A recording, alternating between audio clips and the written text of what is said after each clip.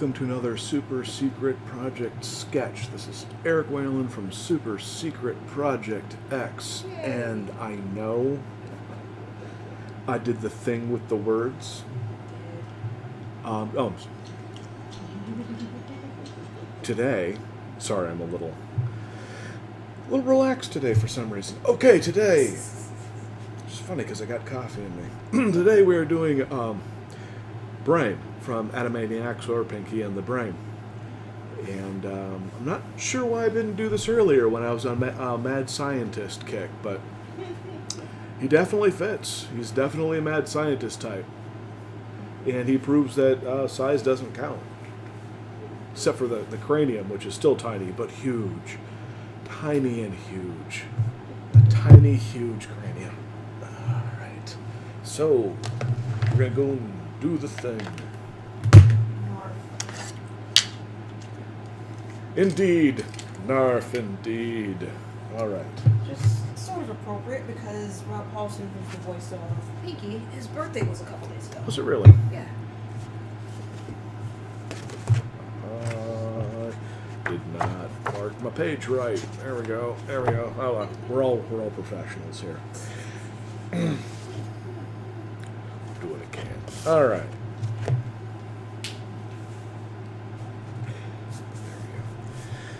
There we go. All right.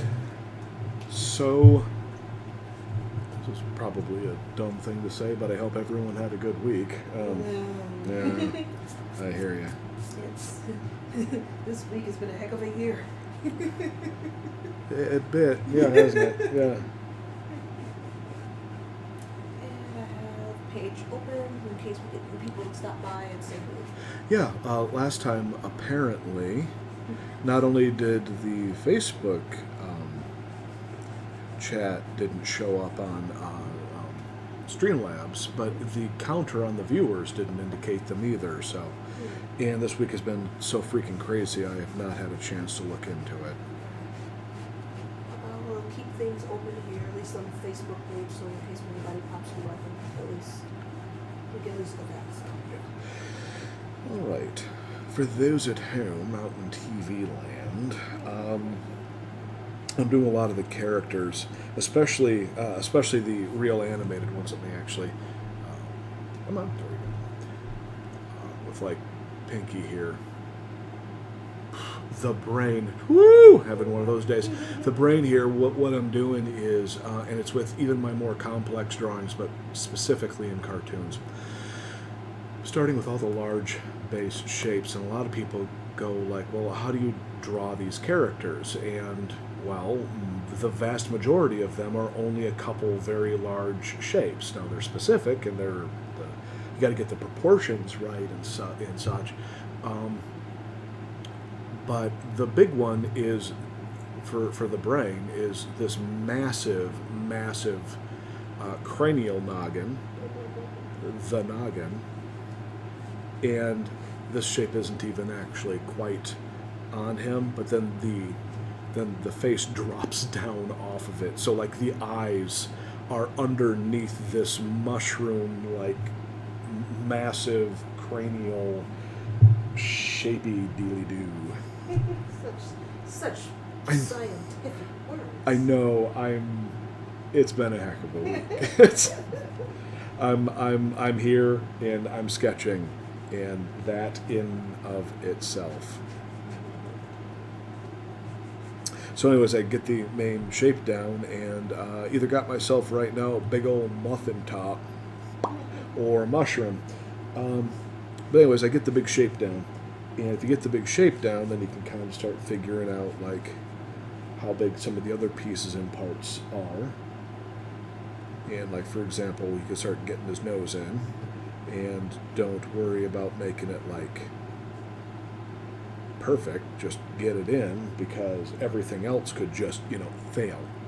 So you don't want to make any one thing perfect. You just want to go in and get it roughly right. And I'm not going to go in and do a ton with the eyes. Not that there is a ton, but I'm not going to perfect anything. I'm just going to set those down in there.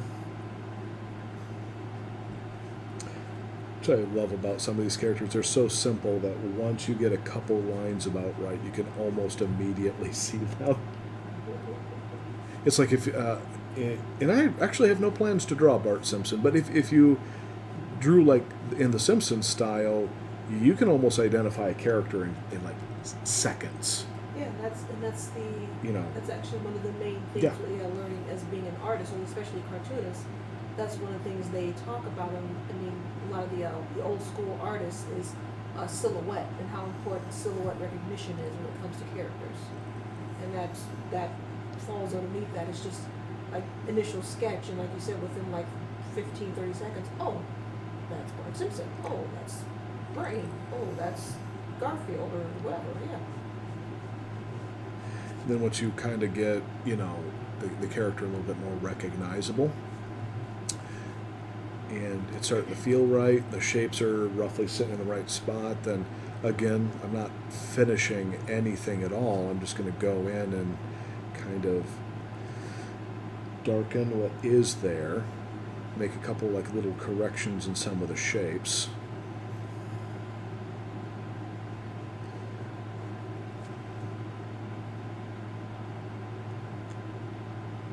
And no, I'm not doing an exact version. I'm doing my interpretation. So I want to get it close, but I'm going to make a couple little changes here and there. Doing this style.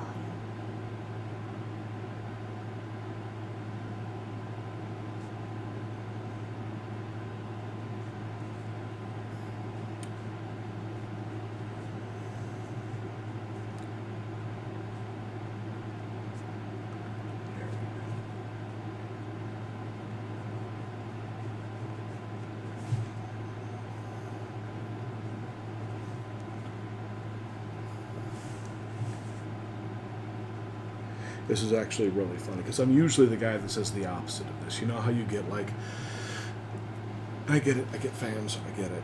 They pick a character and that character is one way, and then they want them to be in something that's completely wrong for the character, or the character, they want them to be a completely different character / be the character. Called OOC, out of character. Out of Yeah. well, it was I fully get Pinky and the Brain. I used to watch it all the time. One of my favorite bits on Animaniacs, blah blah blah. But for some reason, and it was every single time I saw it, I actually wanted them to be a little scarier and a little crazier. You know, I'm just saying, because the idea to me of like laboratory mice being kind of turned into these like malicious little monsters was always just like, and the thing was, it was funny. There was nothing wrong with the show. I never thought it was bad. I always just wanted to see it pushed further, though. That was one of those ones because, like, Brain was awfully good, especially when he's being really devious and stuff. That's when I really loved him. But Pinky, I wanted to be more demented, you know, because he always just kind of came off as dim-witted and not insane, you know. One is a genius, the other's insane, you know, and I always wanted to see him just like really kind of twitchy, unstable, you know, and just see Brain just a little bit more evil. Like at one point in time, I wanted to at least have them tie like a little girl up to a chair with like a death laser or something. They're trying to get like the lollipop away from her. I'm not saying they would actually do anything beyond that. It's just I always wanted to see them kind of like push it just a little further, because you're like, no, don't do that. No, don't do. I wanted to be that guy in the audience going, like, no, don't do that. You know, Don't do that, big homie. it's a bad idea. Don't do that. That's a bad idea, big homie. I That's- wouldn't do that. That's a bad idea. Oh man. What you doing, big homie? But yeah, it's. I always just wanted to see. You know, it's like. I wish I could get my hands on him again when Spumco did the Yogi Bear cartoons. Back in the O's, late 90s, early O's. 90s, yeah. I want to say early 2000s, yeah. And I just, that to me was perfect, because it was so screwed up. I think it's on YouTube, actually. Is it? Yeah, 'cause I remember just laughing until I was just, tears were running down my.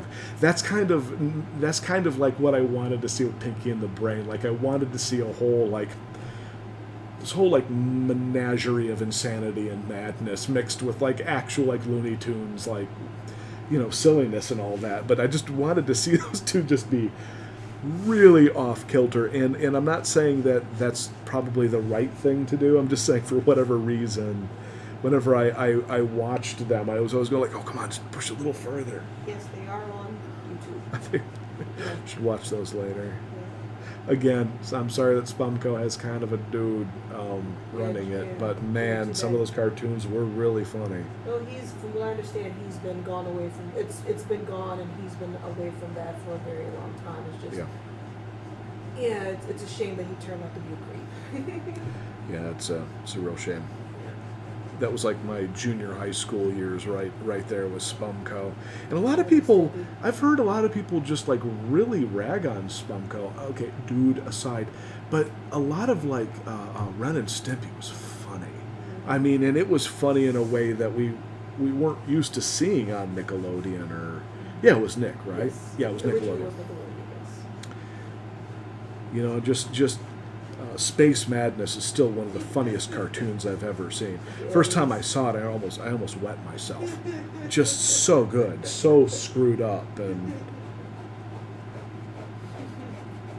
Oh yeah, it's literally, it's that whole juxtaposition thing you're talking about, of just taking stuff basically that we grew up with, the old school like Hanna-Barbera stuff, and then completely just turning it on its head and making it not only nonsensical but just going places that you wouldn't expect it to go, and like, and actually having a good sense of humor about it, even though a lot of people didn't care for it. Yeah, us old farts here. When Spumco came out, there was a lot of anger from parents and, well, parent organizations, I should say, and the thing is most of it wasn't bad at all. It was just screwed up. Yeah, they did not care. They were thinking that the bad humor was going to run off. I mean, these are the same people that got angry at Bart Simpson for saying, "Eat my shorts." I'm serious. Some people need to really, really prioritize what's important in life.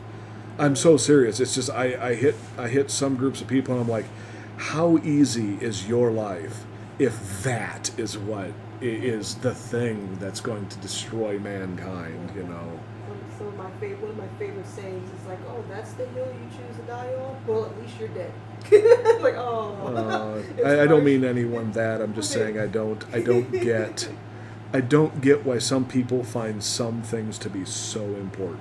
Yeah, that becomes, stuff like that becomes their crusade, and always becomes, well, think of the children. I was like, well, maybe you should actually ask the children what are they like. Yeah, do think of the children. Think that they might need to be exposed to the world so when they grow up they can be well-balanced individuals. Yeah, by all means, think of the children. Don't freaking protect them. Yeah, I mean, if they're on fire, protect them, but, you know. Yeah, people like that, they've beaten their inner child. I hate to put it that way, but their inner child has pretty much just gone away. And yeah. Drink break. Oh, there we go. Sorry. I had to get some coffee in me. Today has been like, I think it's like the lack of sunlight or something. Because I've just been like, all day. With everything that's been going on, it's just kind of one of those, there's nothing you can do, so you might as well just kind of chill yeah, until something happens. yeah, that's true. It's funny. I think I mentioned this yesterday or so. I was talking to you yesterday about the whole thing that they're saying people who have anxieties, completely going off the subject here. Yeah. how By the they- way, folks at home, I suffer from anxiety. So now the story makes more sense. Keep going. But people who have anxiety with the current situation that's happening right now, strangely enough, a good chunk of those people are just kind of like, they're not responding. They're just kind of like, oh, Yeah. well, here it is.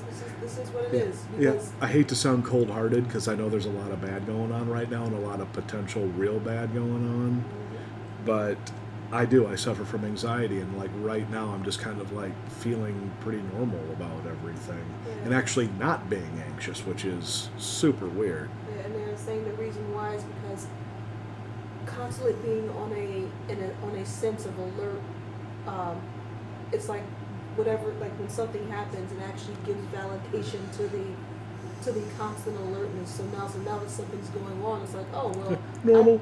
I've been at this stage I've been literally at this level for all this time, and now that everyone else is finally caught up, it's just kind of like now it's like, oh, this is where I am, and this is kind of normal for me. So Normal. yeah. Yeah, it was a fun, interesting article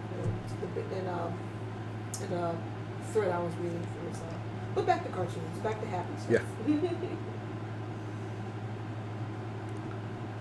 I'll let I have a personal fascination with psychology and sociology and all that fun stuff, but yeah, mainly when it comes to cartoon psychology, that's where I shine. But we're going to Cartoon psychology. Yeah. Yeah. Cartoon psychology. Yeah. No, you're right. We both seem to have that way of looking at things, don't we? I've just never heard it put that way before. Yep. Well, for me, it's along with that way, it's also the fact of how the more literal stance of how cartoons affect the human being and how we relate to them. Cartoon sociology in the sense of how animation has made it, how it affects society and how society affects animation and stuff, and it's along the thing. Well, I mean, of, it's a stereotypical version of reality. well, it's like with Yeah, any art. in a way. Art is like with any art reflects the modern societal times and stuff. It tells the story of what's happening in society, and for an animation is part of that.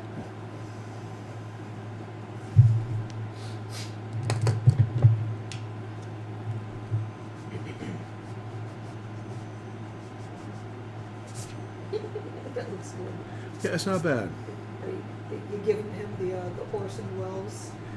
Well, Can't he make- is Yeah, exactly. like Orson Welles, so I don't really have a choice, you know. And one of my If you don't do that, he won't look right. my favorite little bits of weird knowledge, and it's probably not really, it's probably common knowledge with a lot of cartoon fans and stuff, but the guy who does the voice of Brain, Maurice LaMarche, when he prepares to go into Brain voice, and many voice actors, when they prepare to go into a character, they recite certain lines or do certain things to help them to get into character mode there. And one of the things that Maurice LaMarche does is he does the Orson Welles commercial for like the Sweet peas, I think it is. frozen peas, yeah. Frozen, yeah. And one of the things that they did for him, I think it was like either for his birthday or for something, because he had been doing this line, is they actually wrote a bit of Brain, like a parody of that in one of the Pinky and the Brain shows. And so when he actually started reading through it, he actually teared up because he's like, I finally get to do my bit. I finally get to shine. Finally get to do my bit and shine. And it was so So cute. They actually funny. recorded it when he did, and he was like, just kind of like puts his hands up to it, and like you can see the tears in his eyes. It's like, oh. Oh, we got Yeah. a comment from a Daniel Bandy. Ban- Bandley. Dan Banley, Dan Bandley. There we go. the Banley man. Yes. Hey man, how's it going? Dan Bandley. He says, That's my friend from high school. He says, yeah, okay, all right, yeah. Yes. He says, so what are we gonna do tonight, Bright? I know, right?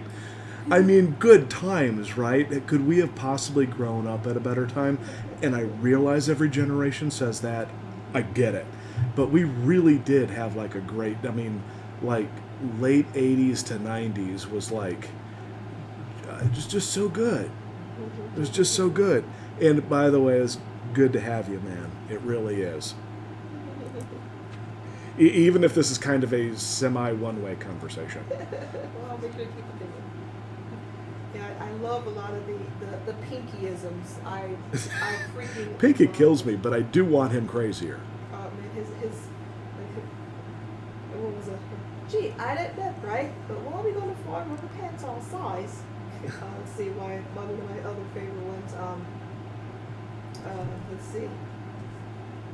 Oh crap. I had so many of them memorized. They just kind of go in and out of the brain. Joke. Anyway, there, where with this time you put rubber trousers on the chimp. This time, you put rubber trousers on the chimp. Oh, gee, I don't know, right? But if they called them sad meals, the kids wouldn't buy them. Darren says. Okay, I'm sorry. That it was kind of dumb at the beginning, and then the sad meals kept rolling in my skull. Dan says, "Miss you, brother." Oh, dude, you have no idea. You know, the funny thing is, I went and I checked out your Facebook page, and intellectually, I understood that you were in the military and all that. But I'm going down this thing, going like, "Dang, dude, you're like 10 times the guy I am now. You're like way manlier than me." your push-up thing that you do every single day for the veterans, I was just looking at that going like, my best discipline right now, honestly, is I get up out of bed, and I make breakfast tacos. That's like that's the manliest thing I do all day. Yeah, no, it's kind of sad. But I was like watching your videos going like, geez, dude, good for you. And your tattoos, dang.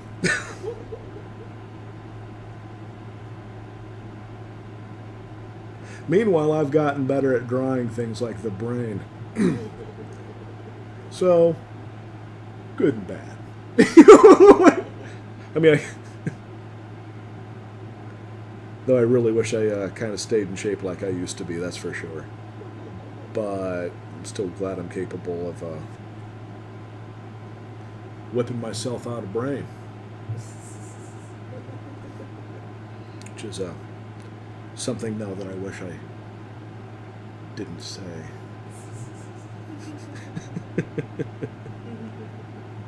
Darn it. Why did I say that on... I almost said on television. Jeez. You're old. I know. Oh, I this last couple months I had a couple moments, right? So there's people I know at work. And I'm dealing with them like you deal with people, and you're like blah blah blah yada yada, doing your job, and I'm going into my head. I'm going like, and this is, I won't say who these people are, but I'm going like, hey, you are considered, you're an old dude, you're an old chick, and blah blah blah, but not to their face, like in the back of my head. That's what the cartoon character of them is in the back of my head. And then one of them said, "Oh yeah, I'm like 46," and I went. In other words, 3 years older than me, and my whole brain just went, Click. wait a second. Oh crap! I'm getting old! Well, not that, but it's all in the attitude, honestly. It is, but still, like, you just don't think about it because it happens steadily every day, and you see it in the mirror, so it doesn't click. But you physically see it in other people. And then I had this last couple months, I had that happen a couple times. I'm like, all right, I get it. I totally get it. Yeah, I'm right there with you. I've been a couple times where I'm just like, wow, I'm a year younger than that person. Huh. Or my favorite of some of the when the younger ones are talking about stuff, and I'm like, yeah, yada yada, talking about them, and I'm just like, wait a minute, how old are you? And they're like 35. I'm like, wait a minute. Yeah. Well, it's funny. Like, I've had to start asking people how old they are so I can have context as to what I think they at least know and have experienced. So, like, I had to do that. We have movie night here once a month, and I had to do that with Sarah and Brandon, and because I was guessing roughly about right, but it was just I was like, oh my God, I'm almost twice as old as one of you. Oh no! Remember when one of your other coworkers, when we had like the impromptu lunch with them a couple weeks ago, and we were just kind of sitting and chatting and stuff, and they said their ages, and I'm just like, when we met and started dating, they were like 5 years old. I know. I was like, holy crap. I know. Yeah, no, I've got those moments now where we're at just the right age where we're not old, but we're clearly getting there. You know, like I just hit these. I and I don't say it out loud, but in the back of my head, I continually go, "You're how old?" I've spent so much time working on cartoon characters and stuff that it just. Hey, Eric, spend a little bit more time in the real world, dude. You don't need to. I'm not saying it's the right thing to do. I'm saying it's the smart thing to do. Trust me, I spend a good amount of time there. It's not as awesome as you think. No, I don't. No, you don't understand. I don't think it's awesome. I don't think it's awesome at all. That's why I try to stay away from it. It's one of those things. But I do lose context from time to time. You kind of have to do so just to pop in and just go, okay, I got to figure out what to do with this. Okay, I found my information. Now I'm out again. Bye. Oh yeah, that's kind of it. It's like, because I'll be talking like Kelsey at work, and it just occurred to me I was making references that she likely has no clue what I'm talking about. Unless she's the kind of younger fan that goes back and checks way earlier stuff. And I was like, because I watch stuff that's old for me. You know, like I watch Thunderbirds. That's for kids from the 60s. You know, and so of course my brain goes, well, of course she knows what the heck this is. Oh, of course.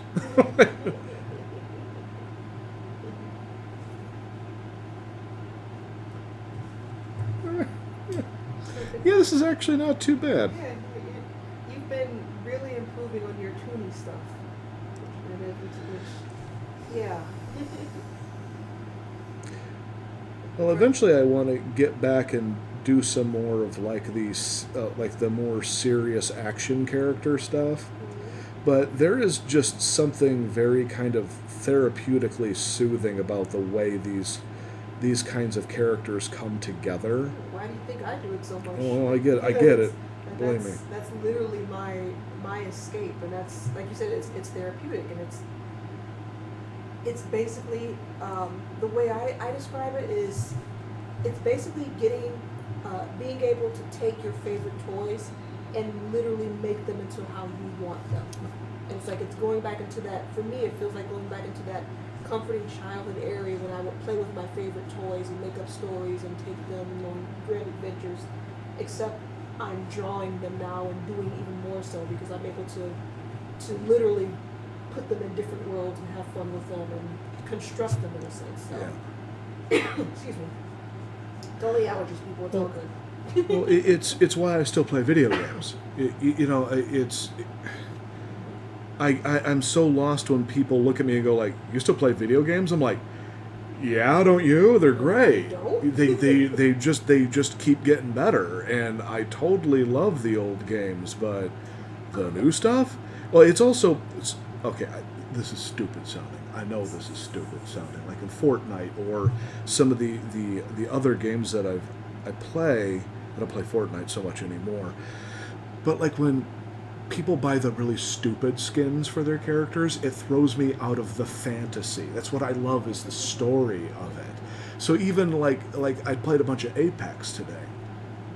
And fortunately, almost everybody was like in the more serious sci-fi soldiery outfits and stuff. And we were sliding and shooting and moving, and yeah, I'm getting my butt kicked. I don't care. I'm having fun with it, and they're part of the fantasy of it. There was a couple times where there was one game where the other two in my squad kept getting knocked down, and I kept going like dodging through fire. Actually did it this time, and brought both of them up and got like 4 revives, and it was like a story.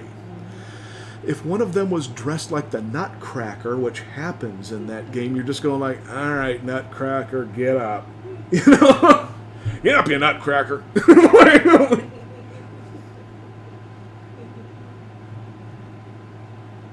But yeah, no, it's to me. There's like that's playing to me. That's I there's a little piece of me still wish that I could do the thing like when you were a kid and you were playing trucks. I wish I could still do that, but I really have a hard time with the whole, vroom vroom crash vroom vroom. I just don't get into it like I used to. Don't know why.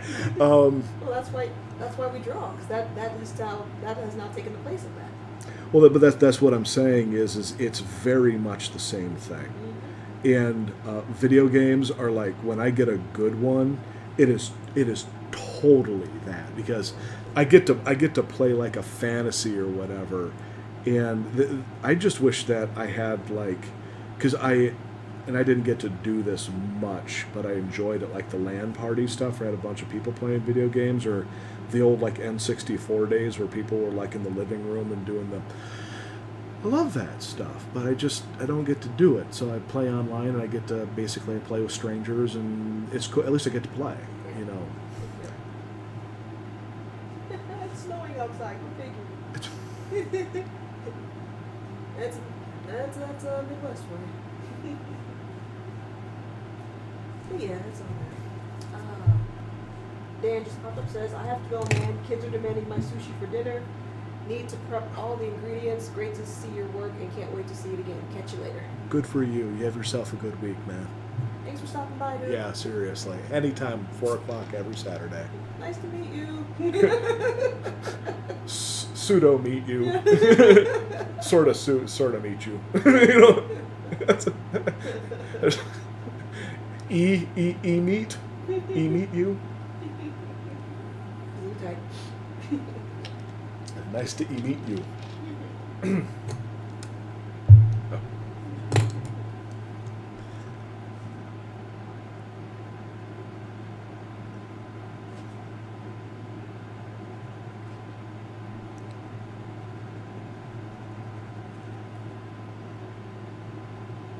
Because I was just putting this together because obviously because I was playing Apex earlier. I was going like, man, Brain would look good in a caustic outfit. Because it's just right. It's just. Don't do it. I don't have time. I've got stuff right now I have to get done that I don't have time to get that stuff done. Yeah. So. I was like, 'cause you're going into the stuff I do with the weird crossovers.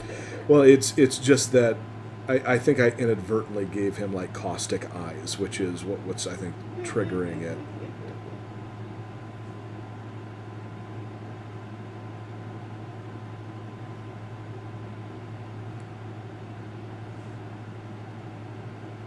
Yeah, I think Dan's turned into a real interesting guy. The fact that he's going to make sushi for his kids, I'm serious. He is like the manliest looking dude. Says, hope to meet up sometime. Yeah, good. And I'm going like, he's making sushi, and you should see the like medieval style jewelry and stuff that he makes. I'm going like, he grew up into a really cool dude. Like of a lot of the people I kind of bump into from like those days, and no offense to anybody, but like a lot of people you just kind of go like, oh, well, you kind of turned out how I expect you to, or not as good. But I was like seeing his stuff, I was going like, dude, you turned into a really awesome dude. I'm just like good for you. That is freaking fantastic.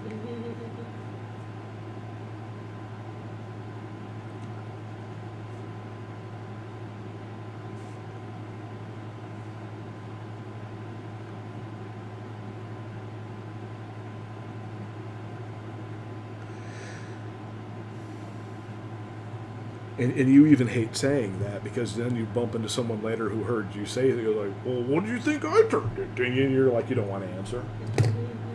Oh, yeah. You turned into everything.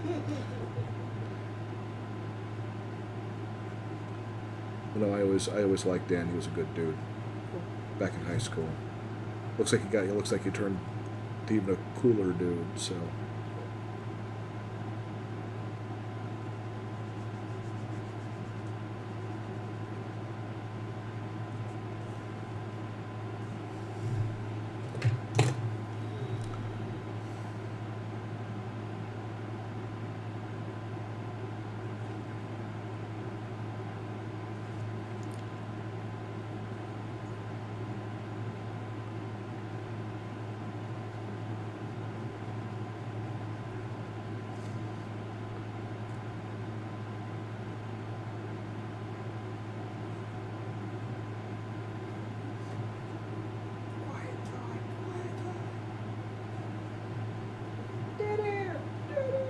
I said it just went quiet. It's like dinner. Oh, sorry, I was dinner. And then concentrating on the,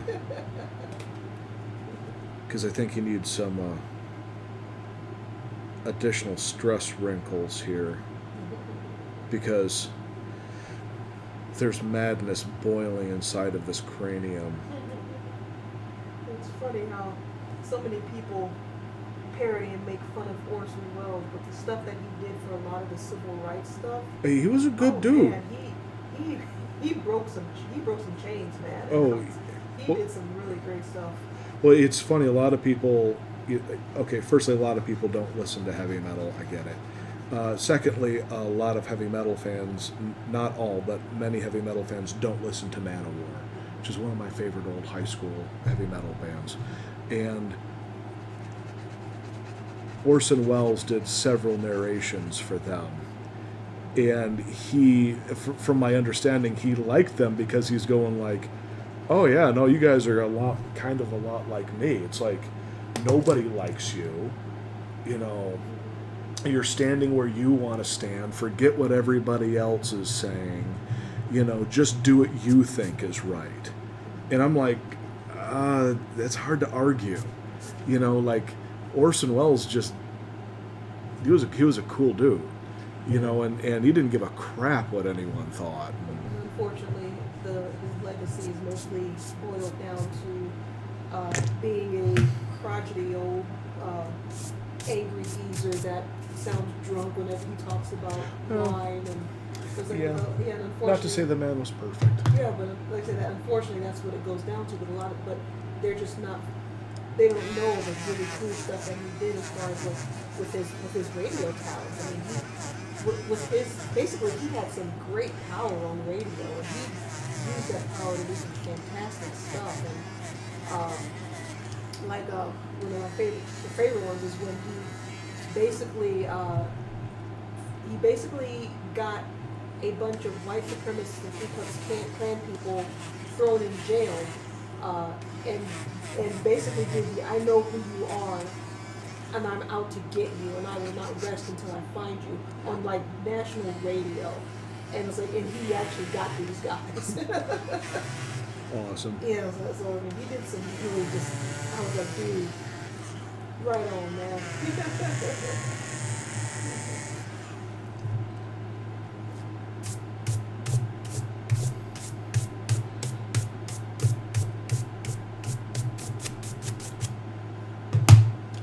Oh, that's not bad. Yeah, it's good. It's another one of those ones where I think I get a chance, I'm going to scan it and ink it, color it. Make a enamel pen, Yeah. and it says, time to get brained. Or whatever. Whatever. Getting brain has a different interpretation, but all right. Brained. Get brained. All right, well, everyone have yourself a good week, and we will... Everyone take care of each other, wash your hands. Wait, I forgot something important. Oh crap, yeah, there, oh geez, cat and mouse. I forgot something important. I was being lazy. All right. We got two characters facing each other, and they will be spending eternity sealed in my sketchbook in an unholy lip lock. Sylvester, meet the brain. Ooh. Wow, yes. Ooh. Wow. I can smell the fanfic. Sexy and not remotely at all sexy. Okay. No. Yes. No. It's entirely not sexy. Okay. Now I'm scared and horny. So, Yeah, it's a funny line right there. Better be.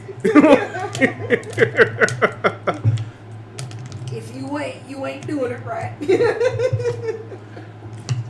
You ready to get brained? Anywho, now that my Mr. Rogers bit is over, it apparently involves a cat and a mouse making out. All right, now everyone have yourself a good week. Yes. Take care of each other. Wash your hands. Drink plenty of water. Just rest and relax, and we'll all get through this together. Yes. And we will catch you later. Yeah.